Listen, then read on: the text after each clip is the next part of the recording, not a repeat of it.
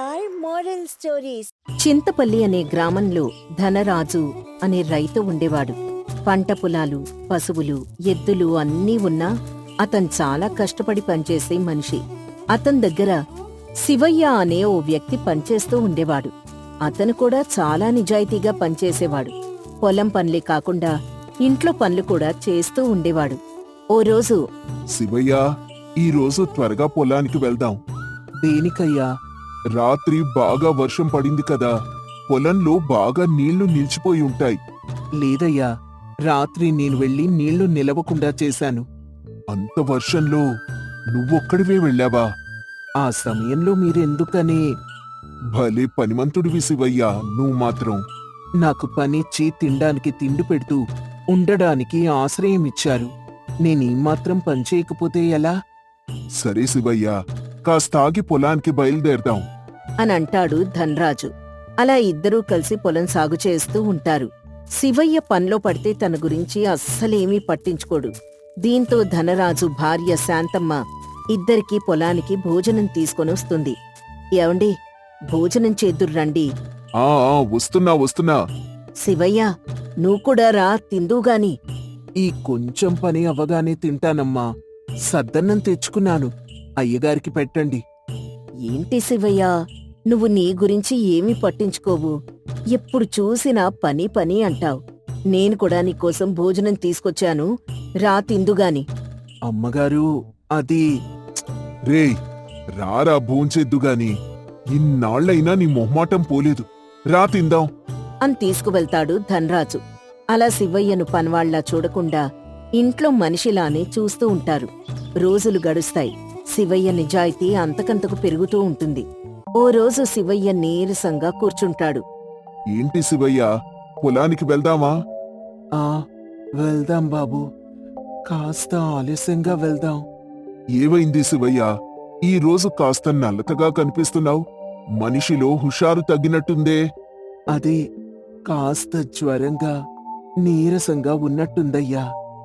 ఏమిటి, అవునా? ఇలా ఉండి పొలానికి వద్దామనుకున్నావా? జ్వరంగా ఉందా? సరే, ఈ రోజు ఆయనొక్కరే పొలానికి వెళ్తారులే, నువ్వు విశ్రాంతి తీసుకో. పనింది కదమ్మా, అయ్యగారొక్కరే అంత పని ఎలా చేసుకుంటారు? నీ ఆరోగ్యం కంటే పని ముఖ్యం కాదురా శివయ్య. ఓ 2 రోజులు విశ్రాంతి తీసుకో, పని నేను చూసుకుంటాన్లే అని వెళ్ళిపోతాడు ధనరాజు. శివయ్య బలవంతంగానే ఇంట్లో ఉంటాడు. శాంతమ్మ శివయ్యకు కావలసిన భోజనం వండి పెడుతూ మందులిస్తూ చూసుకుంటుంది. అటు పొలంలో ఒక రైతు ధనరాజుతో ఇలా అంటాడు. ఏంటి ధనరాజు గారు, ఈరోజు మీరొక్కరే పని చేసుకుంటున్నారు? శివయ్యకు కాస్త ఒంట్లో నలతగా ఉండి రాలేదంతే. మీరు మరోలా అనుకోకండి, పనివాళ్లకసలంత చనువివ్వకూడదండి. నాకర్థం కాలేదు. అదేనండి, మీ దగ్గర పనిచేసే శివయ్య ఉన్నాడుగా, తన గురించే. ఇప్పుడు శివయ్య ఏం చేశాడు?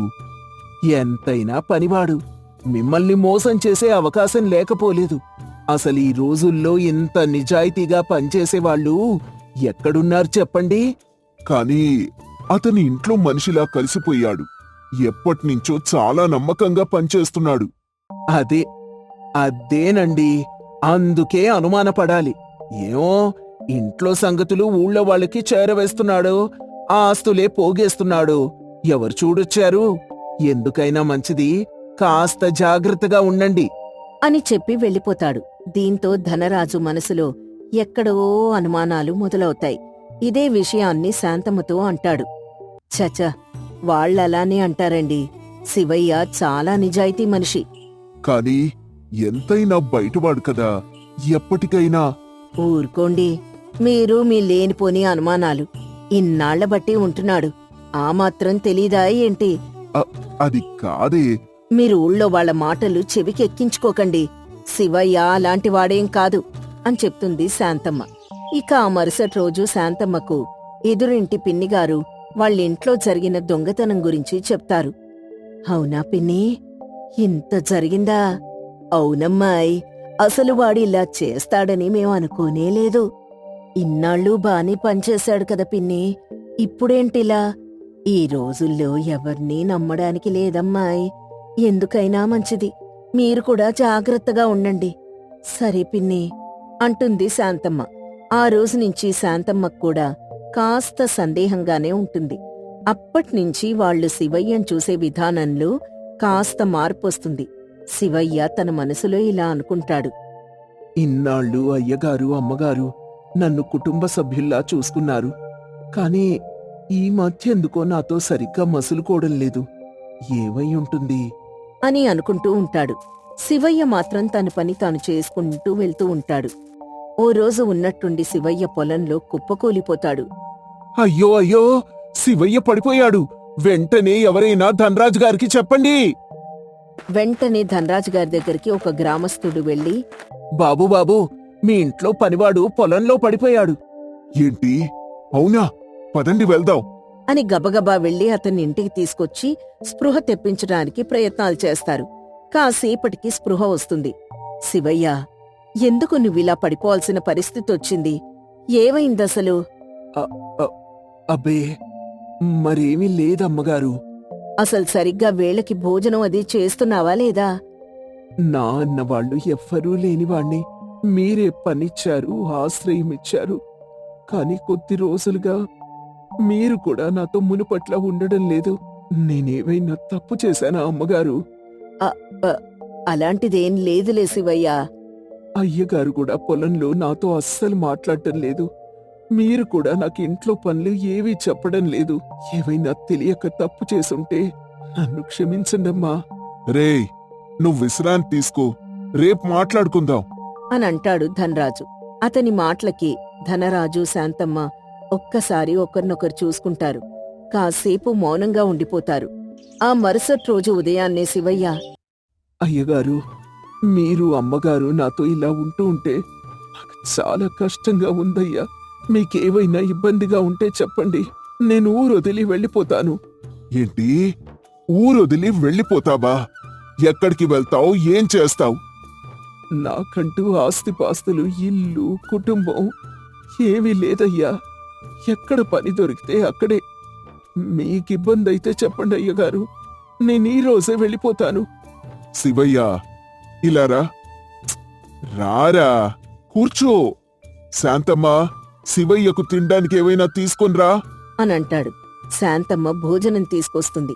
ఇద్దరూ కూర్చొని శివయ్యతో మాట్లాడే ప్రయత్నం చేస్తారు. శివయ్య, నిజం చెప్పాలంటే ఊళ్ళో కొందరు నీ గురించి అనవసరమైన మాటలు మాట్లాడారు. నువ్వు మోసం చేస్తావేమో, ఇంట్లో సంగతులు బయటికి చెప్తావేమో అని. వాటి వల్లే మేం కాస్త దూరంగా ఉండాల్సొచ్చింది. అవును శివయ్య, ఎదురింటి పిన్నిగారింట్లో పనిచేసే రాముల్ నీకు తెలుసు కదా? తెలుసమ్మగారు. అతను ఇన్ని రోజుల నుంచి కనిపించటం లేదు. దానికి కారణమేంటో తెలుసా? లేదమ్మగారు, నేను పెద్దగా పట్టించుకోలేదు.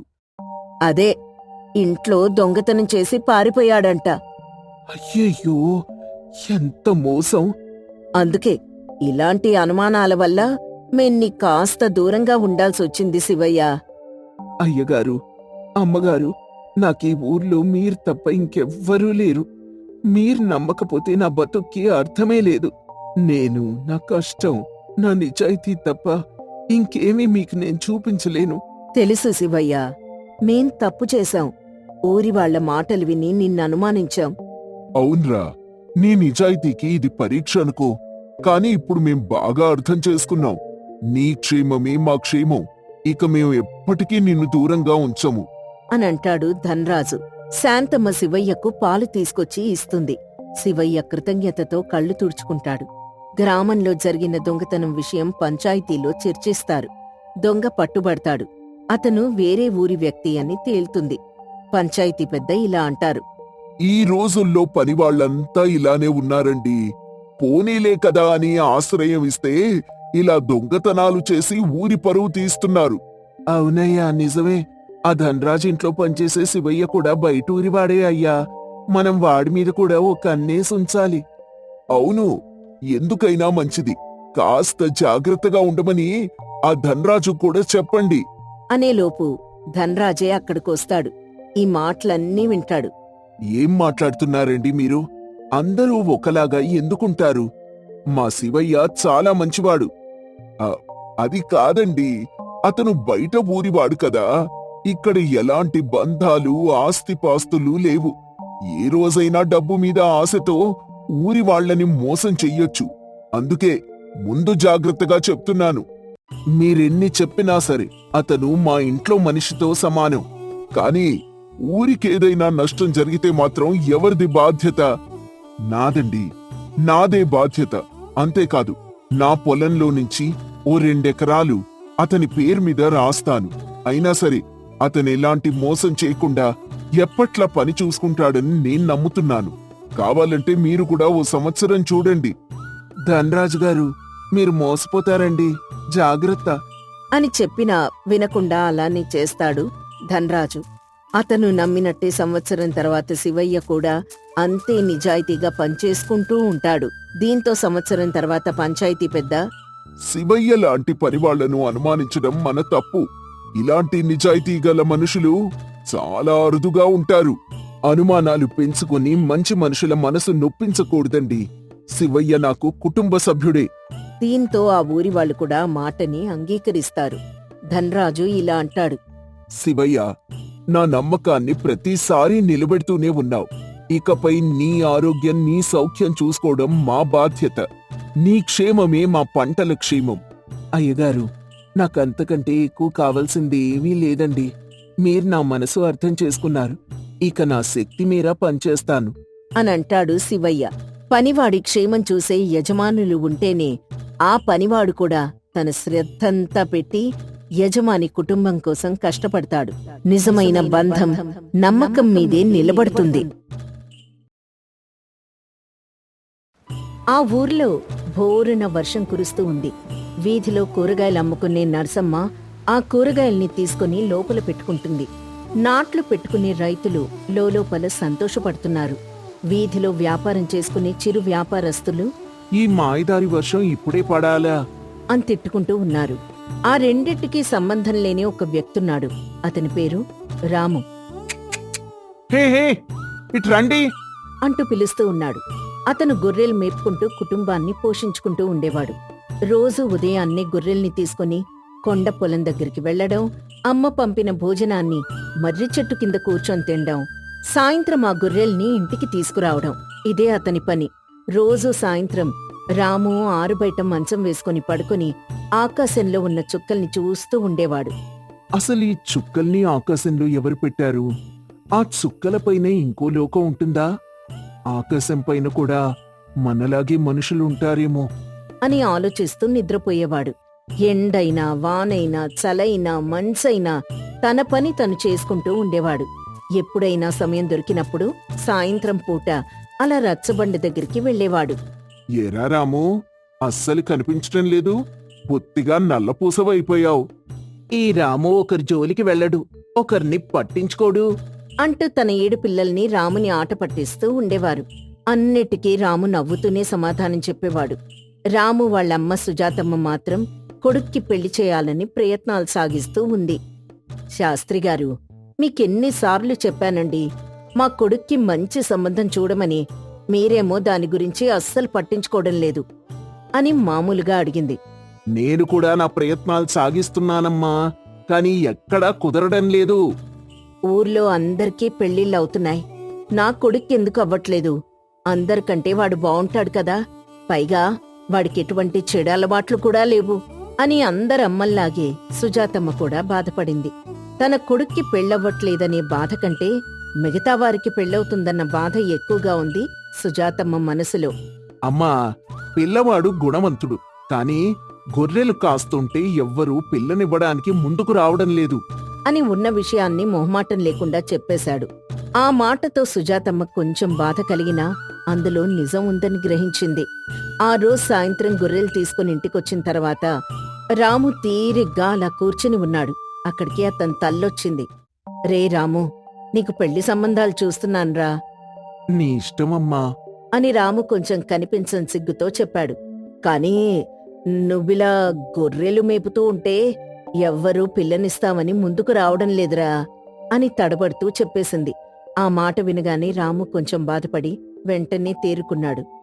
ఎవరిష్టం వాళ్ళదిలేమ్మా. నా పనిని ఇష్టపడి నా జీవితంలోకొచ్చే అమ్మాయి ఎక్కడో పుట్టే ఉంటుంది కదా అది నేను బతికుండగా జరుగుతుందన్న నమ్మకం నాకు లేదురా. ఆ గొర్రెలమ్మేసి వేరే పని చూసుకోరా అని నెమ్మదిగా చెప్పింది సుజాతమ్మ. కాని రాము ఆ మాటని పెడచెవిన పెట్టేసి మౌనంగా ఉండిపోయాడు. తర్వాత రోజు ఎప్పట్లానే గొర్రెలు తీసుకుని అడవిలోకెళ్ళాడు. అక్కడ వర్షం పడుతూ ఉంది. వర్షం పడినప్పుడు వచ్చే మట్టి వాసన, చినుకులకు తడిచిన చిగురాకులు, ఆకాశానికి రంగులద్దే ఇంద్రధనస్సు ఇవన్నీ చూస్తూ రాము లోకాన్ని మర్చిపోయాడు. ఇంత అందమైన ప్రకృతి నాలా ఎవరైనా చూడగలరా? పిల్లాడికి అలవాట్లున్నాయా లేదా అని చూడాలి కాని పని గురించి ఆలోచిస్తున్నారేంటో ఈ సమాజంలో మనుషులు అని లోపల ఆలోచించుకుంటూ ఉన్నాడు. గొర్రెలొక చెట్టు కింద మేత మేస్తూ ఉండగా రాము ఆ ప్రకృతిని చూస్తూ ఉన్నాడు. ఒక పొట్టేలు, ఒక గొర్రె ఏకాంతంగా ఉండడం చూశాడు. ప్రకృతిలో జంటగా ఉంటే ఇంత అందంగా ఉంటుందా అని తనలో తాను ఆలోచిస్తూ ఉన్నాడు. ఇలా ఆలోచిస్తూ ఆ గొర్రెల్ని తీసుకుని ఇంటికొచ్చేశాడు. సుజాతమ్మ ఎప్పట్లానే పెళ్లి గురించి చంపేస్తూ ఉంది. అందరూ పిల్లాపాపలతో సంతోషంగా ఉంటే నేనే ఇలా తయారయ్యాను. నేను బతికుండగా అత్తమ్మ అనిపించుకునే యోగ్యం నాకు లేదనుకుంటా అంటూ కొడుకుని రోజూ సాధిస్తూ ఉండేది. రాము కొన్ని రోజులు ఈ నసని భరించాడు. కొన్ని రోజులకే సహనం కోల్పోయి తల్లి దగ్గరకొచ్చాడు.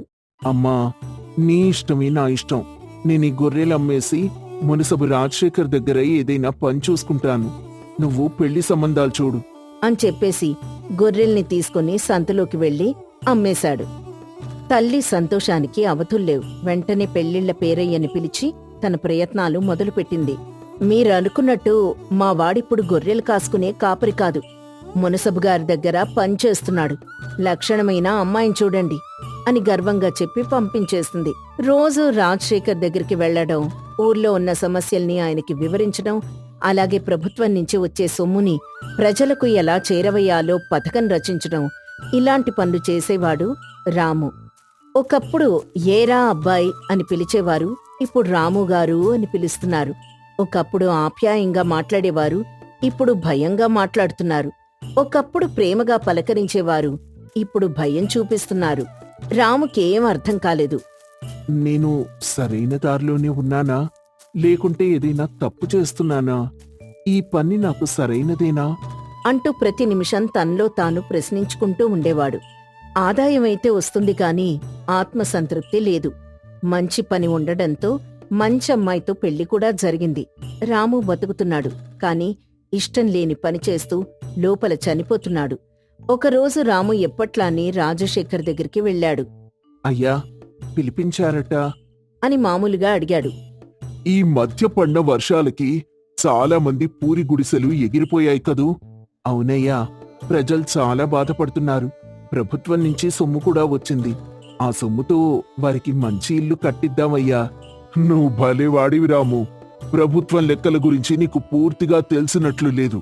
కాగితం మీద 10 మందికి ప్రయోజనం చేసినట్లు చూపిస్తే మనం మాత్రం స్వయంగా ఒకరికే చెయ్యాలి. మిగతా 9 మంది లాభంలో నాకేడు, నీకు 2. ఇలా ఉంటేనే 4 రాళ్లు వెనకేసుకొస్తావు అనగానే ఒక్క నిమిషం ఆకాశం మొత్తం రాము మీద పడినట్టు అనిపించింది. వాళ్ల కన్నీళ్ల సొమ్ముతో మనం కోటలు కట్టుకోవాలా అయ్యా అని మామూలుగా అడిగాడు. చూడు రాము, కావాలంటే నువ్వు కూడా వాళ్ళతో కలిసి కన్నీళ్లు పెట్టుకో, కాని సొమ్ము మాత్రం ఇవ్వకు. మంచిగా ఉంటే ఈ కాలంలో నీకు విగ్రహం పెడతారు, అంతే. అదే ఒకసారి మనసు రాయి చేసుకొని చూడు, డబ్బుంటే ఎవడైనా దండం పెట్టాల్సిందే. కక్కిన కూడు కోసం ఆశపడ్డం తప్పు కదయ్యా. అందుకేరా కడుపు నిండాక కాస్త దాచుకుందాం అంటున్నా. అప్పుడు మనం కక్కం. అనగానే ఏం చేయాలో అర్థం కాక రాము అలాగే నిలబడిపోయాడు. వెళ్ళు వెళ్ళి ఈ సొమ్ముని ప్రభుత్వం లెక్కల్లో ఎలా చూపించాలో దొంగ లెక్కలు తయారు చెయ్యి అని రాజశేఖర్ కాస్త కూడా పశ్చాత్తాపం లేకుండా అక్కడి నుంచి వెళ్ళిపోయాడు.